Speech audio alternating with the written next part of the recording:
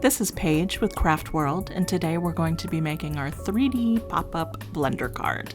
First, cut out all of your pieces. Then fold the lid on all of the score lines. The hexagon in the middle of the big square will be folded up towards you. All of the rest of the folds should be made away from you.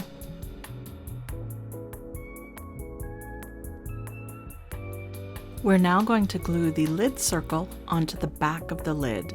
You're going to apply the glue only around the very edges of that circle so that the hexagon itself does not adhere to the circle.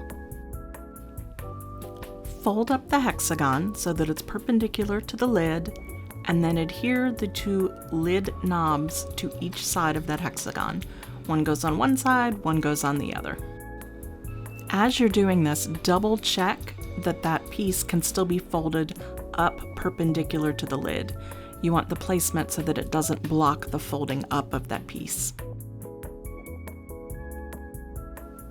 Now fold that long, thin strip at the bottom of the lid around to make a cube shape. So you're going to glue the tab to the back to the piece with that big square on it, as shown in the video. Line up the edges and glue in place. It doesn't hurt to then fold it flat to the side to make sure it's all lining up well. You can see there I'm pushing it to the side, pushing the other pieces down, and making sure my ends are abutted.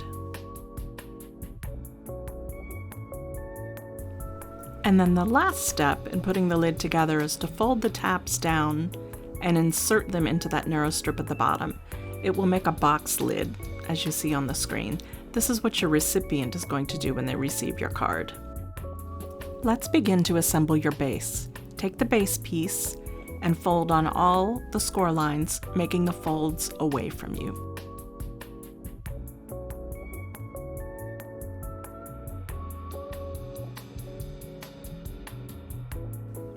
Then, working on the back of the base piece, take your base backing rectangle and glue it over the portion that has the cutouts in that section. It'll be the second from the right-hand side at that point. Turn the base over and glue the base switch into place in the center as shown.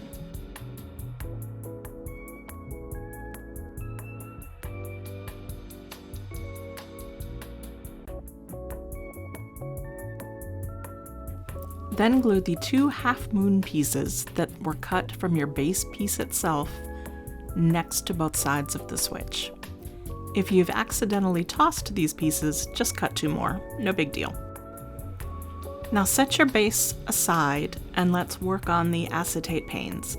If you want to include the blender increments, attach them now. Put that little cutout increment on 2 of the 4 acetate panels. You can cut this piece out of cardstock or vinyl, or you can omit it completely. It's completely optional. I used a frosted vinyl that I happen to have on hand. It gives it a bit of a translucent look. Now let's fold the blender jar. Similar to the base, you're going to make each fold away from you, creasing on each of the score lines. Once everything has been creased, unfold the piece, lay it flat, with the wrong side towards you. That means the tab will be on the left. We're now going to glue the acetate panels onto the blender jar, gluing onto the back side of the blender jar. Apply light glue around the edge, and then put your acetate in place. I recommend letting these dry between each one, and perhaps putting something heavy on them like a book to allow them to set. If you're using the measuring increments, apply those panels in the 2nd and 4th window of the blender jar. You can see here I place a steel bench block that's used in jewelry making as a heavy weight on top of this piece to allow it to dry. Flip the blender jar and the base over so that the tabs are on the left and the wrong side is facing you. Line up the score lines, and then you're going to glue that in place with the blender jar on top. This colorway lets you see it a little better. The bottom of that layer of the jar fits right on top of the base. We're now going to assemble the ice cubes, putting the ice cube outline on the backing piece, and this is the set of ice cubes that's going to go on the back of your card. Do one side, and then we're going to flip it over and put the outlines on the back of that piece as well. Now we're going to assemble the ice cubes that are going to hang down in the middle of the card. You're going to take the individual cubes and match them with their backing, glue the outlines to the backing, and then glue those to this piece of acetate.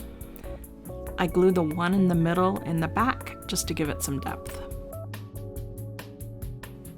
We're going to glue our blender blades together. Put the two side pieces on first, and then put the last piece, looks a bit like a triangle, in the center in the front. With the blender jar back facing you, glue those ice cubes into place as shown. I attach them at the bottom and then put a little bit of glue just on each very edge. Then we're going to add the blender blades in the middle, aligning the bottom to the bottom of the ice cubes. Now attach your final two single ice cubes to the card, overlapping the bottom of the blender blades a bit. This is how it looks when you're peering inside the card. Now we're going to attach the tab on the blender jar to the far side, inside that far side, to form a box shape. Glue this portion first and let it set before we move on to the next step. Line up those edges and fold the card flat to ensure that the placement is where you want it to be. Once dry, we're then going to move on and do that bottom tab on our base the same way. Now assemble whichever greeting you would like to use.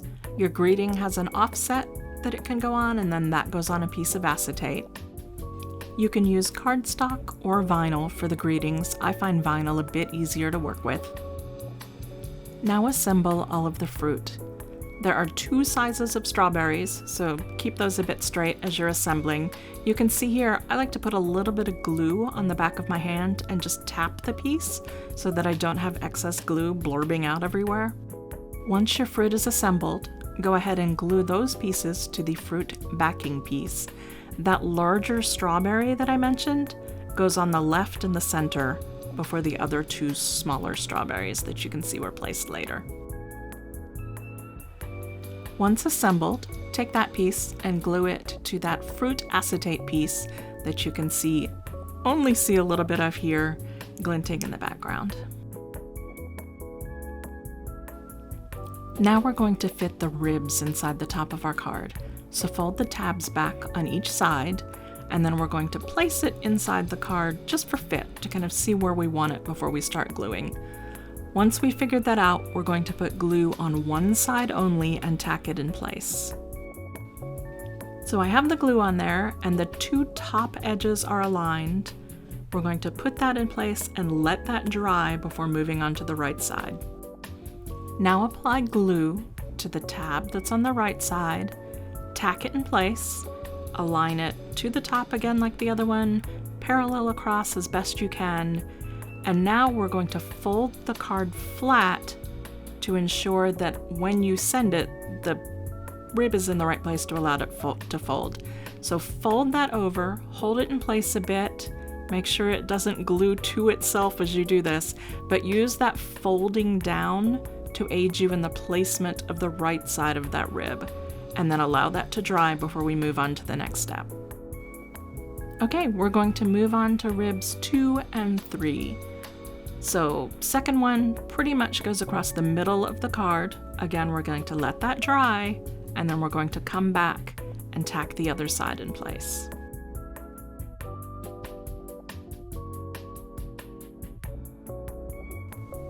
This process absolutely is a little bit fiddly. Have patience with yourself and you'll be fine.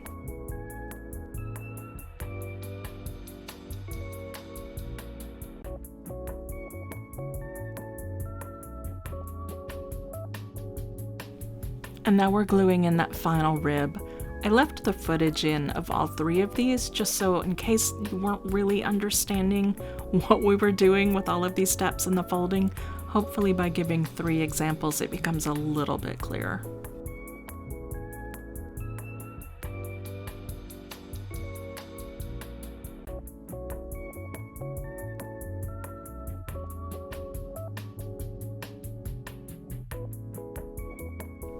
Now we're going to glue the 3 dangling bits of acetate down.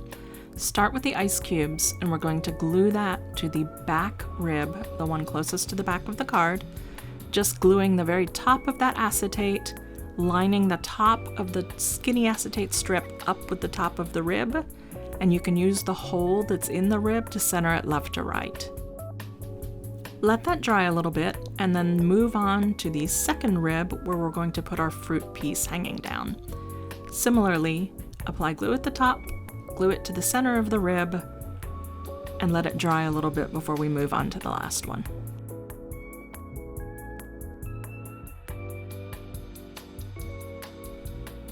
Now we're going to glue our greeting in place on the final rib, the one toward the front of the card. Center it left to right and align the top with the rib. Let it dry before moving on to the next step.